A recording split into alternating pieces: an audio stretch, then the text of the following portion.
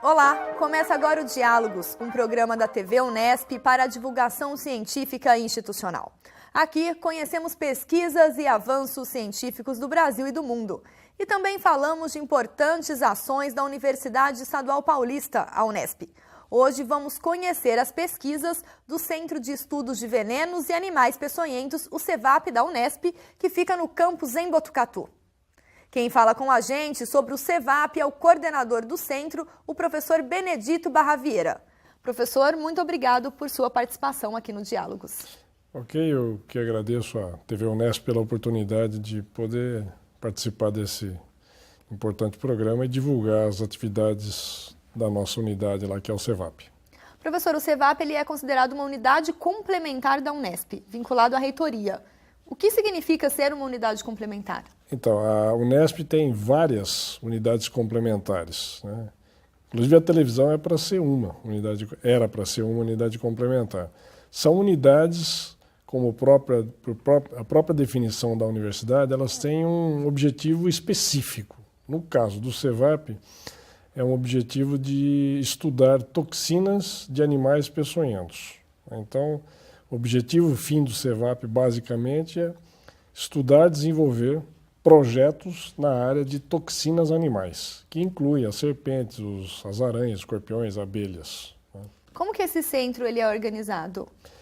Bem, ele tem um coordenador, um vice-coordenador e um conselho deliberativo. Esse conselho deliberativo ele é constituído por representantes, professores representantes de 5 unidades da Unesp, porque o CEVAP foi constituído baseado em 5 unidades: a Faculdade de Medicina, o Instituto de Biociência de Botucatu, a Faculdade de Medicina Veterinária e Zootecnia de Botucatu, a Faculdade de Ciências Farmacêuticas de Araraquara e o Instituto de Biociências de Rio Claro. Então, essas 5 unidades, ou seja, pesquisadores e professores dessas 5 unidades, se juntaram em torno do tema venenos de animais peçonhentos. E aí eles constituíram uma unidade que, na época, isso lá em 1980, 87, 88, o Brasil vivia um problema de soro, de falta de soro. Então, nós, em cima desse mote, nós constituímos um grupo de trabalho, na época, né, para ajudar a solucionar esse problema. E, no fim, nós acabamos não participando, mas se constituiu o grupo e se consolidou o atual CEVAP. Quantos professores hoje atuam dentro do CEVAP? Bem, nós temos os professores, em torno de 25 professores que são da Unesp, dessas 5 unidades que eu te falei. E nós temos pesquisadores de outras instituições, por exemplo, da USP, da Unicamp. Então, da USP de Ribeirão, por exemplo, nós temos colaboradores, da Unicamp, da USP de São Paulo, da Unifesp, e de instituições do exterior. Temos várias instituições do exterior, Estados Unidos, França, né, que participam, esses professores participam colaborando nas pesquisas desenvolvidas pelo CEVAP. Professor, e a estrutura do CEVAP? Né, desde 2006 vocês estão dentro da Fazenda Lajeado, né, do campus da Unesp em Botucatu. Que estrutura, o que vocês oferecem para os pesquisadores e também para quem quer visitar o CEVAP? Bom, lá hoje nós temos uma estrutura administrativa, administração, onde tem os funcionários que trabalham administrando os projetos, né? Nós trabalhamos na base de projetos. Captamos recursos junto à FAPESP, CNPq e CAPES, né? Então, esses funcionários, nós temos um prédio administrativo em que eles, além de administrar os recursos que vêm da Unesp, ajudam a administrar esses recursos captados extra-orçamentários. Nós temos um museu, né, de animais peçonhentos, onde a comunidade pode visitar de maneira agendada ou não, né? Então, normalmente a gente recebe a comunidade de terça a quinta, segunda a sexta são dias de manutenção, limpeza e manutenção. Terça, quarta e quinta são os dias que a comunidade pode visitar, e aí nós temos os monitores, que são alunos de graduação ou de pós-graduação, que são monitores, bolsistas do CEVAP, e eles recebem a comunidade e explicam como são os acidentes com os animais peçonhentos e a maneira de prevenir. Depois nós temos também uma área onde nós recebemos os animais por doação, porque nós somos cadastrados junto ao IBAMA como criatório científico. Então todas as serpentes nossas, que são em torno de 500 hoje no plantel, são microchipadas, ela tem todo um tratamento especial porque ela tem que produzir veneno com qualidade para fornecimento à pesquisa, né? Então nós temos serpentários, e aí nós temos duas modalidades de serpentário, uma modalidade que é chamada semi ou extensiva ou semi-extensiva, em que os animais ficam mais ou menos soltos, né, num ambiente em que ele toma sol, tem água corrente, então é um ambiente em que ele pode se movimentar, e um outro tipo de serpentário em que o animal fica confinado a uma caixa, né? E temos laboratórios de pesquisa. Os laboratórios de pesquisa, né, são laboratórios numa ala em que nós temos equipamentos aí de todo tipo, pequeno, grande porte, para poder atender os projetos, né? Nós somos hoje um projeto multiusuário da FAPESP, então nós temos equipamentos que servem não só pesquisadores de Botucatu, mas do estado todo, porque a FAPESP exige isso dos equipamentos multiusuários. Então, basicamente, o CEVAP tem uma área administrativa, uma área de ensino e visitação pública, serpentários e laboratórios de pesquisa. Basicamente é isso. O senhor comentou que os alunos eles ganham bolsa e trabalham como monitores dentro do CEVAP. Há outra modalidade de bolsa, uma bolsa de iniciação científica ou desenvolvimento de pesquisa de mestrado e doutorado, que o aluno pode trabalhar lá dentro do CEVAP como pesquisador? Eu não sei te dizer quantos tipos de bolsa nós temos, haja vista a quantidade de bolsas que a gente tem. Nós temos, por exemplo, na pós-graduação, nós somos vinculados a um programa de pós-graduação na Faculdade de Medicina, que é o de doenças tropicais, é o CAPES Conceito 5.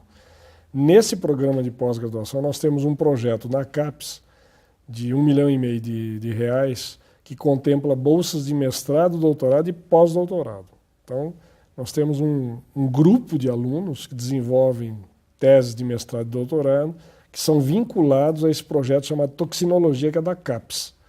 Temos um outro grupo de alunos, que é um programa de aprimoramento da Secretaria da Saúde do Estado de São Paulo. São alunos vinculados a esse programa de aprimoramento, eles recebem bolsa por isso.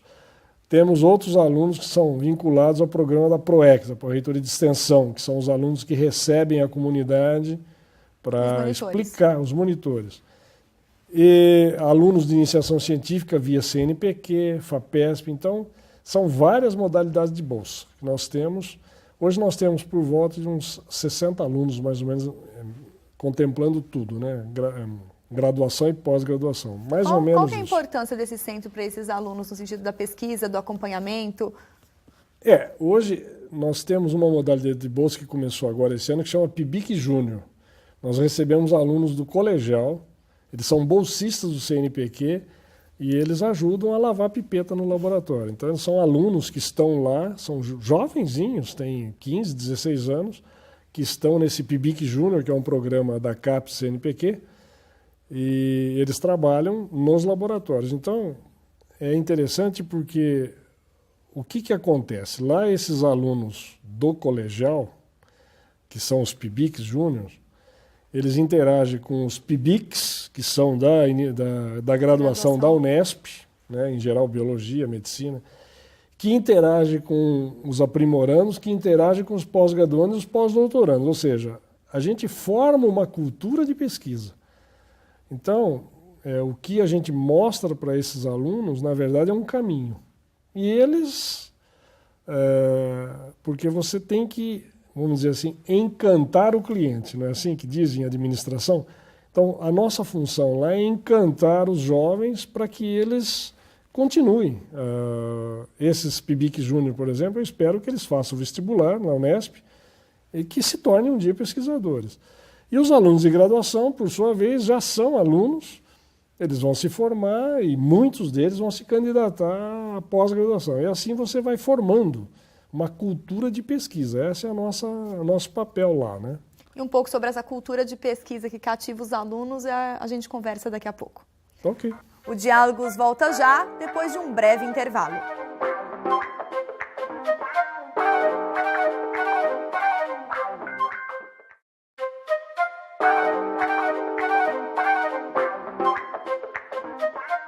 Estamos de volta e nossa conversa hoje é sobre o CEVAP, o Centro de Estudos de Venenos e Animais Peçonhentos da Unesp.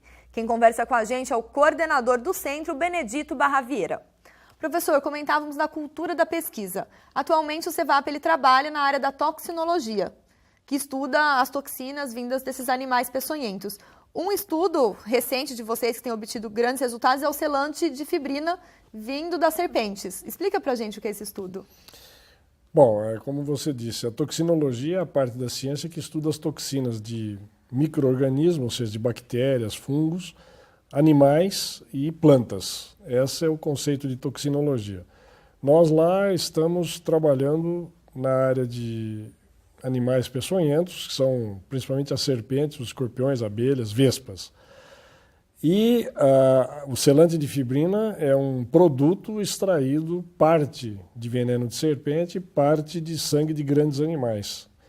Então era um projeto que hoje ele tem 20 anos, né? É um projeto que nasceu no começo do CEVAP e agora que a gente está conseguindo colocar o projeto na rua, vamos dizer assim, por causa da dificuldade que o mundo atravessa quando você não está trabalhando com um produto que tem interesse da indústria farmacêutica. Esse é o problema, não é do Brasil, é um problema do mundo, né? Nós temos as chamadas doenças negligenciadas, que são as doenças em que a indústria farmacêutica não tem interesse. Então, isso fica colocado num segundo plano. O selante de fibrina, como ele é um adesivo cirúrgico, e para que a indústria farmacêutica produza esse selante, ela precisa primeiro criar serpentes e depois criar animais de grande porte. Pode ser búfalo, bovinos, nós lá optamos pelos bubalinos, né, pelos búfalos. Então isso para uma indústria farmacêutica é uma coisa complicada, porque a indústria farmacêutica ela quer ter todo o controle da produção, ou seja, ela quer sintetizar isso em laboratório e vender. E você criar serpente é uma coisa mais ou menos trabalhosa. Não é complicada, mas é trabalhosa. Fora o custo. Fora o custo. Então, nós tivemos a dificuldade de conseguir colocar esse produto no mercado porque não havia interesse da indústria farmacêutica, né?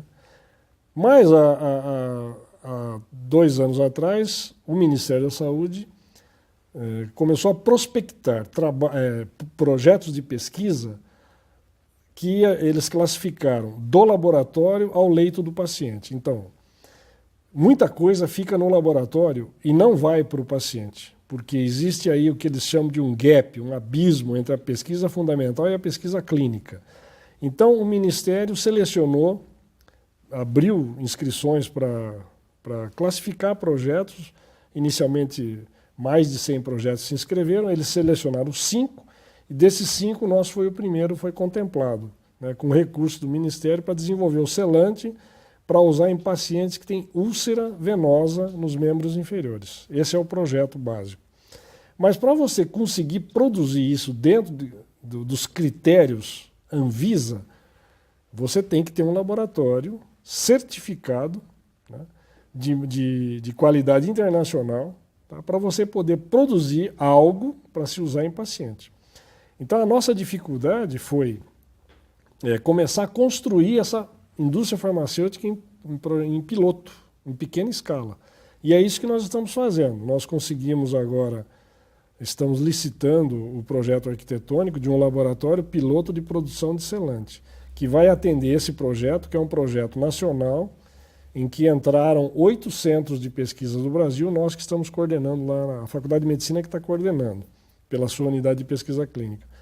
Então agora que depois de 20 anos que nós estamos conseguindo produzir o selante com qualidade para ser aplicado em pacientes. E a utilização desse selante de fibrina, ele vai atuar em que sentido, né? Como que ele ajuda o paciente? É na recuperação, na cicatrização? Na cicatrização da úlcera. Então o que a gente espera, nós vamos...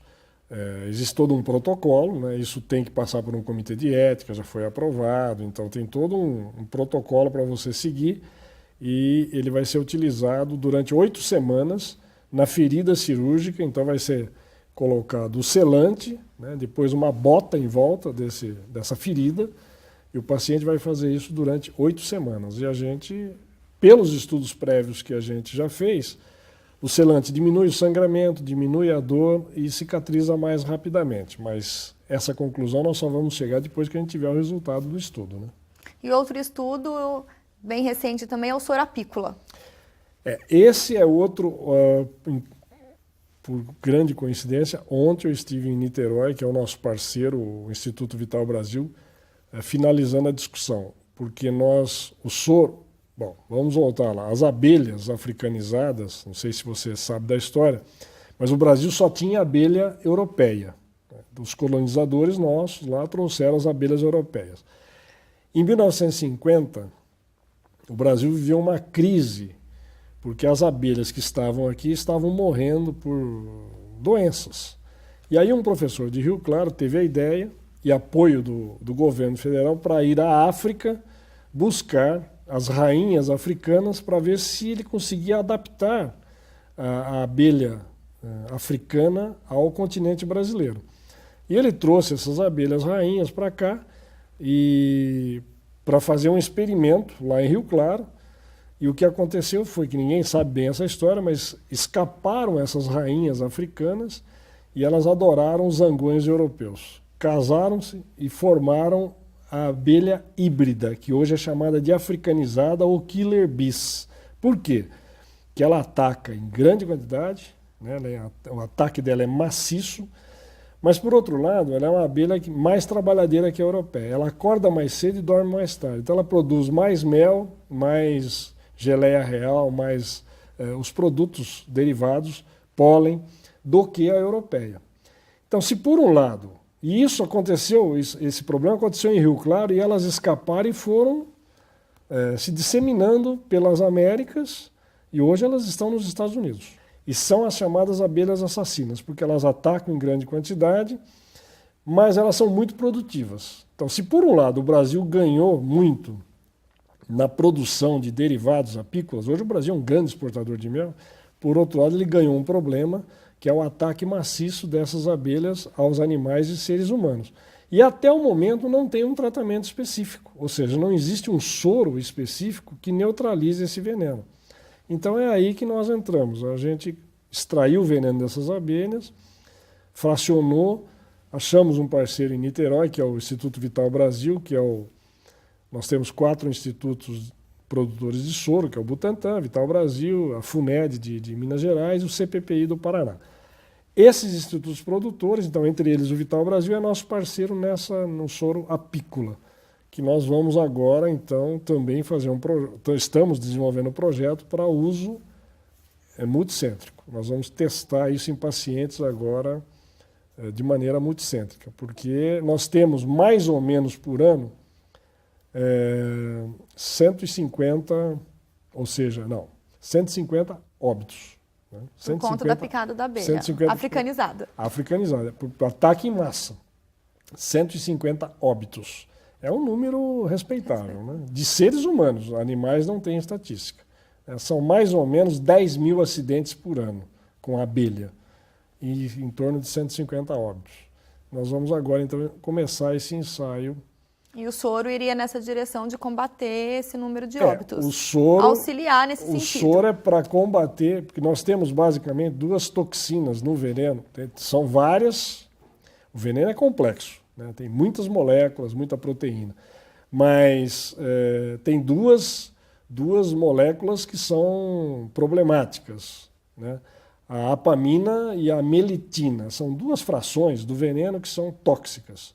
Então nós produzimos um soro que ele atua bloqueando o efeito dessas frações tóxicas. Em animais funciona, agora falta testar em seres humanos, né? Um pouquinho mais sobre a perspectiva dos estudos do CEVAP, a gente conversa daqui a pouco. Okay. O Diálogos vai para um breve intervalo e já volta. Não saia daí.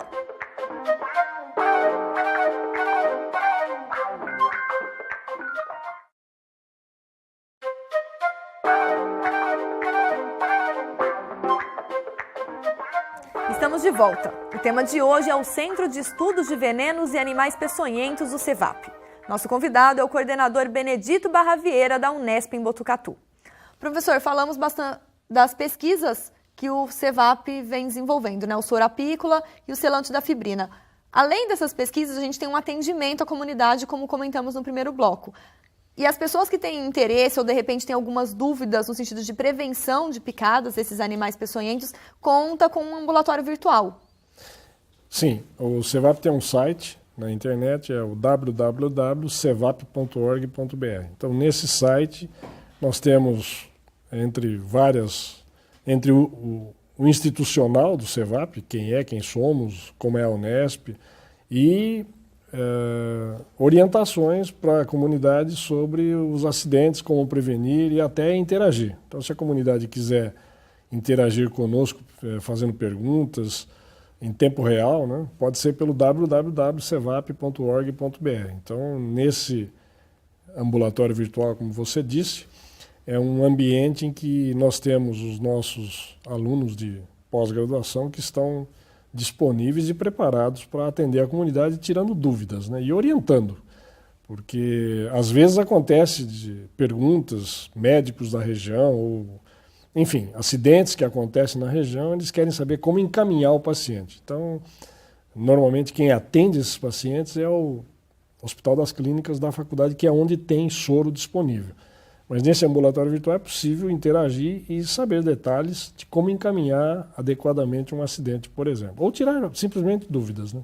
Durante as visitas que a comunidade, né, tanto dentro da Unesp quanto fora da Unesp, pode fazer essas visitas monitoradas dentro do CEVAP, conhecendo o museu, e dentro do museu também ela conhece um pouco do sentido da prevenção de acidentes com esses animais. Sim, lá no museu nós temos um museu vivo, né? É quase um zoológico. Ele é pequeno, ele não é um prédio de grande porte, mas é pequeno. E nós temos os animais vivos, as serpentes, de diversas espécies, de diversas localidades do Brasil, e as aranhas, os escorpiões, em ambientes em que a criança, por exemplo, pode ir lá ver, né? Não pode tocar porque fica protegido por um vidro, né? Mas ver, e os monitores estão lá para tirar dúvidas, orientar, tirar dúvidas, discutir sobre acidentes, prevenção, como, se alguém quiser doar um animal para lá, como é que ele deve fazer, como é que ele deve capturar. Então, se de repente um cidadão achar um escorpião em casa, ele pode ligar para o CEVAP, entrar em contato com vocês. Isso. E levar... O pessoal vai ver, vai classificar e saber se ele é venenoso, se não é venenoso. E assim também vale para as serpentes, né? Para os escorpiões, para as aranhas. O pessoal normalmente leva esses animais lá para saber se são peçonhentos ou não peçonhentos, né? Tá, professor. Então, para quem tiver interesse, é só entrar em contato no 14-3814-5555. Professor, então eu desejo boa sorte ao CEVAP nos seus próximos passos, nas próximas pesquisas, que vocês consigam um apoio não só de verba, mas também de pessoal para desenvolver as pesquisas e chegar aí na comunidade que precisa, né, de pesquisa de estudos que venham a combater e até prevenir acidentes com os animais peçonhentos. Tá bom, eu agradeço mais uma vez a TV Unesp, a você particularmente, por ter dado essa oportunidade. E quem quiser conhecer o CEVAP, a homepage é www.cevap.org.br. Pode entrar lá, agendar sua visita e conhecer os animais ao vivo. E sem medo. Sem medo, porque eles estão todos na gaiolinha. Muito obrigado, professor. Bom, obrigado você. O Diálogos de hoje termina aqui. Acompanhe o nosso programa também pela internet. Até semana que vem.